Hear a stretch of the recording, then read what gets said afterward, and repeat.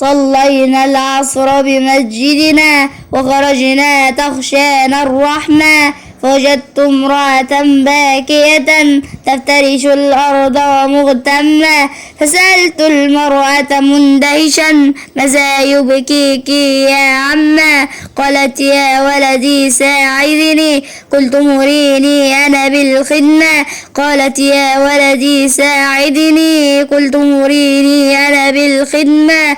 قالت لي 4 أبناء هم في نظري أزكى نعمة، الأول سافر من عام للعمل ولا أعرف رقمه، والثاني قد صار مديرا يتحرج أن يخدم أمه، والثالث قالت زوجته كالفاتن إذ ينفذ سمه، هزارت أمك منزلنا والهزمة تتلوها الأزمة، فذهبت إلى الرابع أهدي شكواي عسى تتلى الغمة، فذهبت إلى الرابع أهدي شكواي عسى تتلى الغمة، فدعاني كي أركب معه سيارة زوجته الفخمة، فركبناها ثم مضينا، فسألت إلى أين العزمة؟ فأجاب إلى حيث سيرقى كل منا الراحة جمة، ثم توقف واستخرجني